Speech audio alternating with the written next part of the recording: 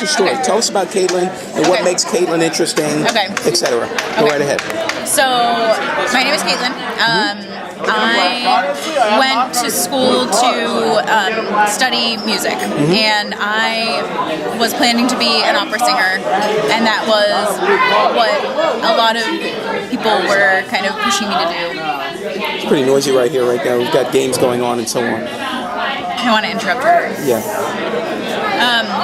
So, by the way, you're with YSOP tonight. Yeah. Representing YSOP. So, as I went through college and I got involved in some different activities, I started feeling really called to be in deeper relationship with individuals, and so I decided after graduation, I finished out my music degree, but I worked in Baltimore for a year as an AmeriCorps member, working with homeless families at a shelter in Baltimore, and from there just became really passionate about supporting volunteerism in a number of different fashions. So I then worked for an organization that kind of helps allow others to make a long-term commitment to volunteer. And as I worked there, I then felt called to move back in a direction where I could be serving others but be closer to the arts. And so now I help to manage a volunteer program at an arts organization,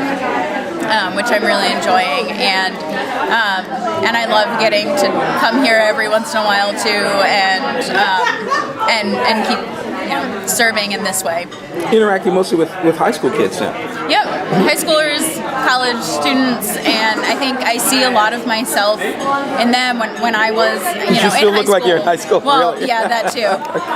But also that it was through doing things like this that I felt really inspired to serve others, and so I think these types of opportunities are really important for high schoolers to be exposed to, or do at a young age. And What's going on? Are these people are all playing games over there? That's what's going on in the background.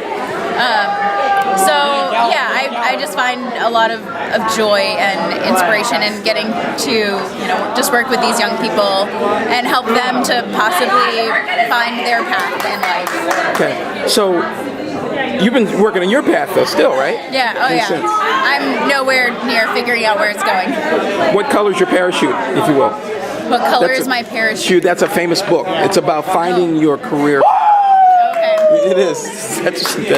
But you have skills. Mm-hmm. You like to sing. Mm-hmm. You like arts. Mm-hmm. You're probably not going to be a professional basketball player, so that you can limit that. Weed that one out. Right.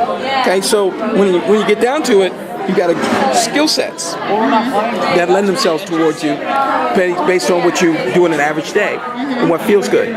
So you pretty much have a general idea where you're going. Yeah, and I think for me, outside of what I do in the office or where I volunteer, a big part of it for me is about how I build and grow my family relationships too, and just being and making sure that I'm being the best wife that I can to my husband, and things like that too. So I see my role throughout life changing.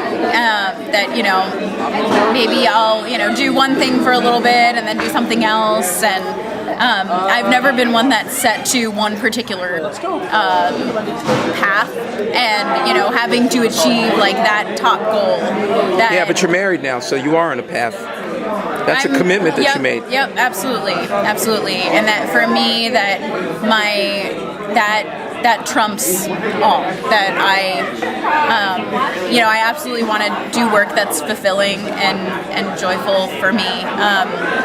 But that ultimately, if what I'm doing in the office doesn't allow me to be a good person to those around me, then I'm not doing my duty as a human. So, what does that mean? How much time do you need to volunteer? How much time do I need to volunteer? That's what it sounds like you're talking about, is your ability to do other work besides your main job. Like you wouldn't necessarily take a 90 hour. Yeah, no. So I mean that if I'm not happy in the work that I'm doing, or if I'm spending too much time at the office and I'm not available to my husband husband, then that's a problem. So Okay. I see that as a very important role. But that's everyone who's married.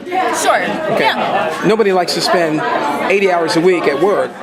But some do. Sometimes they bring their spouses with them. Sometimes that's where they meet their spouses. Yep. True. So, Yeah. anyways, bottom line is that you're working on that. You're going to figure it out, right? Yep.